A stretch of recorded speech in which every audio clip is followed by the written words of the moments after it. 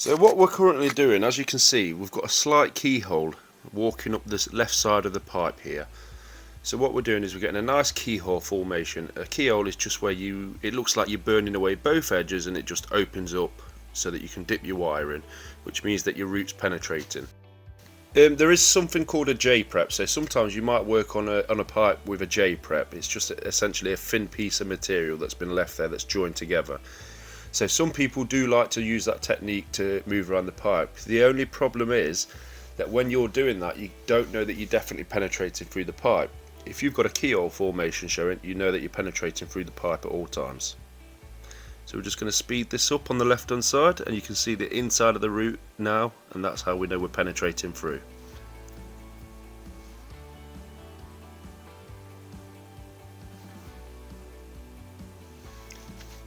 So moving on to this next view now, we're going to see it from actually inside the pipe, and as you'll notice, this is stainless steel. So what you can see there in the background is a purge. Stainless steel must, unlike mild steel, stainless steel must be purged. Okay, purge means that we're using an argon shielding gas inside, so essentially we've filled up that whole pipe with argon shield, which is the same that we use on the outside with our TIG welding plant. So we're using argon to make sure that we do not have any coke or anything around the weld. If you weld without a purge, as I'm sure a lot of you who have stainless steel welded, especially me when I've noticed that my purges actually fell out before, you'll look on the inside and it'll all be cokey, and that's an instant fail on an x-ray. So we're just going to speed it up here, as you can see, and you can see from the inside of the pipe what's actually happening when we're routing through.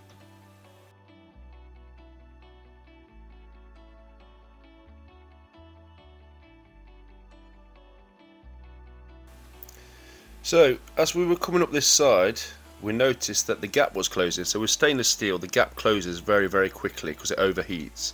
So you've got to be a bit quicker when you're welding stainless steel, or lower your amps if you're going to go slower.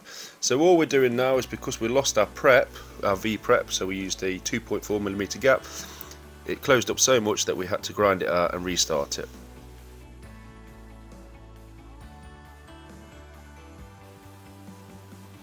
And all we're doing now, you can see as the top of the weld, you can see that there's a gap and a keyhole that keeps forming. That's when we're joining up from the right hand side and the left hand side. So as we join up, because it's got nothing to latch onto, it starts heating up the old metal, which then essentially works like a swirling pool. So what you've got to do is keep adding wire to ensure that you connect that pool and you get your route fully through. Also ensure that you keep welding about an inch after your feathered edge from before, so where you've grinded it out thinner, always go about an inch over to make sure that your route joins up. Moving on to the next stage now, we're moving on to the left hand side, the cap and run. Because this is thin tube, all we're doing is we're doing two runs. We're doing a root run and then we're putting a cap and run on it. So as you can see, a slight weave from left to right, or right to left, whichever way you want. And essentially what we're trying to do now is we're dipping on the left hand side and dipping on the right hand side. So we're ensuring that we get filler material that builds up on the left and the right hand side, so we hit both edges of the joint, whilst also ensuring that we put enough material in the joint to fill it up and make it flush. Just going to speed it up a bit now on the left hand side.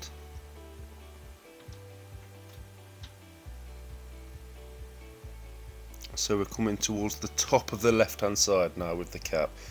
Essentially the same stuff, all we're doing, dip, dip, dip, dip. So I would say we dip every 1 second on this. Every second it's a dip, left, right, left, right.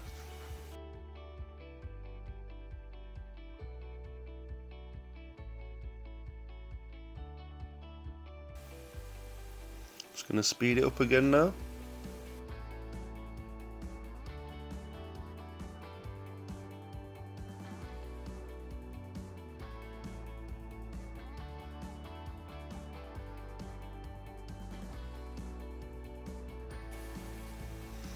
Okay, so moving on to the right hand side, now we're going to have to join to the top of the joint.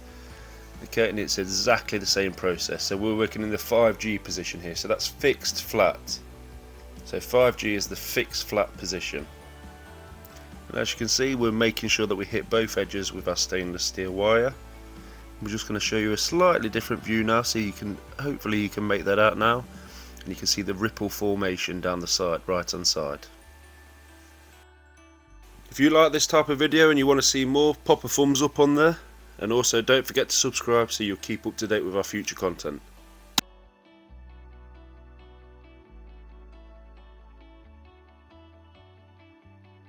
So we're starting to make our way towards the end of the weld now. So very shortly on your screen you're going to see our finished product. So here's a picture of the finished product. As you can see, we've got nice neat ripple formation and it's a good welding profile.